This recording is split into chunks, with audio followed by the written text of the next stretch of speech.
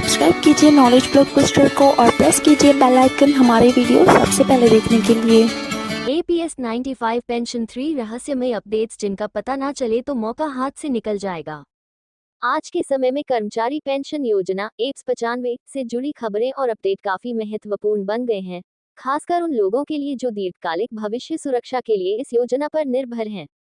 Apps 95 यानी employees pension scheme 1995 एक सरकारी योजना है जो कर्मचारियों को रिटायरमेंट के बाद मासिक पेंशन प्रदान करती है। इस योजना का संचालन employees provident fund organisation EPFO के तहत होता है। हालिया समय में इस योजना से जुड़ी कई बड़ी अपडेट्स सामने आए हैं जो पेंशनधारकों के लिए लाभकारी सिद्ध होने वाली हैं। इस लेख में एप्स 95 के ताज़ा अपडेट, योजना की मुख्य बातें और सरकार द्वारा की गई ताज़ा घोषणाओं को सरल और आसान हिंदी में विस्तार से समझाया गया है। एप्स 95 योजना का उद्देश्य कर्मचारियों को उनकी सेवा अवधि के अनुसार रिटायरमेंट के बाद आर्थिक सुरक्षा मुहैया कराना है। इस योजना के तहत कर्मचारी और नियोक्ता दोनों अपनी मासिक वेतन का एक निश्चित हिस्सा योगदान करते हैं। अब वक्त के साथ साथ सरकार ने पेंशनधारकों के लिए पेंशन राशि बढ़ाने की मांग को गंभीरता से लिया है और कुछ नए नियमों और प्रावधानों का प्रस्ताव रखा है जो आने वाले समय में लागू हो सकते हैं। आइए अब हम एप्स पेंशन से जुड़ी 3 महत्वपूर्ण और नवीनतम अपडेट्स के बारे में विस्तार से जानें।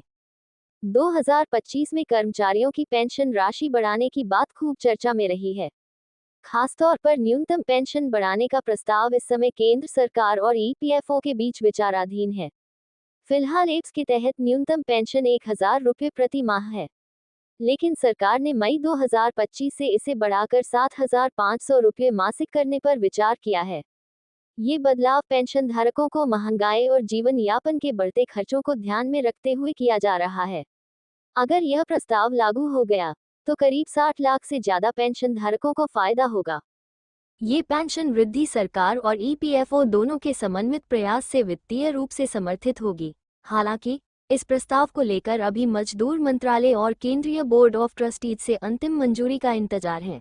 इसे एप्स 95 के तहत एक बड़ा सुधार माना जा रहा है जो पेंशनधारकों को बेहतर वित्तीय स्थिरता देगा। इसके अलावा पेंशन की गणना में भी बदलाव हुए हैं। अब कर्मचारी की अंतिम 5 वर्षों की औसत वेतन और सेवा अवधि के आधार पर पेंशन राशि तय की जाती है। यदि किसी कर्मचारी ने 20 वर्षों से अधिक सेवा पूरी की है तो उसे 2 अतिरिक्त वर्षों का बोनस भी पेंशन में मिलेगा। साथ ही यदि कोई कर्मचारी नौकरी बदलता है तो उसे अपना एप्स प्रमाण पत्र नए नियोक्ता को देना जरूरी होता है। क्या है और कौन इसका लाभ ले सकता है? एप्स 95 यानी एम्प्लॉयज पेंशन स्कीम 1995 16 नवंबर 1995 को लागू हुई एक सामाजिक सुरक्षा योजना है। ये योजना उन कर्मचारियों के लिए है जो EPF में योगदान करते हैं, विशेषकर फैक्ट्री और अन्य संस्थानों में काम करने वाले कर्मचारी। योजना का मुख्य उद्देश्य कर्मचारियों को उनकी सेवा के दौरान की गई बचत पर पेंशन प्रदान कर उनके रिटायरमेंट के बाद आर्थिक सुरक्षा सुनिश्चित करना है। इस योजना के तहत कर्मचारी और नियोक्ता दोनों मिलकर मासिक वेतन का 12% योगदान करते हैं। इसके अंदर कर्मचारी के पूरे योगदान और नियोक्ता के कुछ हिस्से EPF में जाते हैं, जबकि नियोक्ता के 8.33% हिस्से को एप्स में जमा किया जाता है। एप्स योजना का न्यूनतम सेवा अवधि 10 साल है।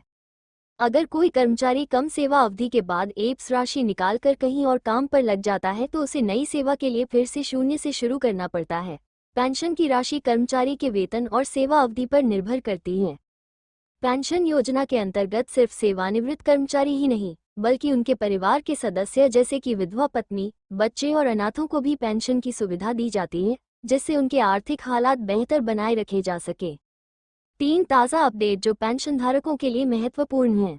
न्यूनतम पेंशन बढ़ोतरी की योजना। जैसा कि पहले बताया गया, सरकार न्यूनतम पेंशन राशि को बढ़ाकर 7500 रुपये करने का प्रस्ताव रख रही है।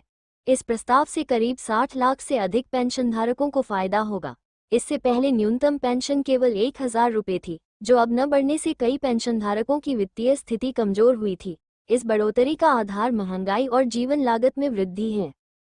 पेंशन गणना में बदलाव। सुप्रीम कोर्ट के आदेश के अनुसार अब पेंशन की गणना कर्मचारी के अंतिम 5 वर्षों के औसत वेतन पर की जाती है, बजाय पहले के 1 वर्ष के वेतन के। ये बदलाव उन कर्मचारियों के लिए लाभकारी है जिनका अंतिम वर्ष उनका सर्वाधिक वेतन होता है। पेंशन प्राप्तकर्ताओं के अपडेट जरूरी। सरकार EPFO पेंशनधारकों से कह रही है कि वे अपने बैंक खाते, आधार लिंकिंग और जीवन प्रमाण पत्र को अपडेट रखें। ये पेंशन के नियमित भुगतान को सुनिश्चित करने के लिए जरूरी है। पेंशनधारकों को ईपीएफओ की वेबसाइट, उमंग ऐप या नजदीकी ईपीएफओ सेवा केंद्र से अपने दस्तावेज अपडेट करने चाहिए। एप्स पेंशन के लिए आवेदन कैसे करें? एप्स 95 पेंशन पाने के लिए सबसे पहले कर्मचारी को कम से कम 10 साल सेवा पूरी करनी होती है। इसके बाद कर्मचारी को 58 वर्ष की आयु पूरी करने पर पेंशन का लाभ मिलता है। आवेदन प्रक्रिया में कर्मचारी को ईपीएफओ की आधिकारिक वेबसाइट पर लॉगिन कर या निकटतम ईपीएफओ कार्यालय जाकर आवेदन करना होता है।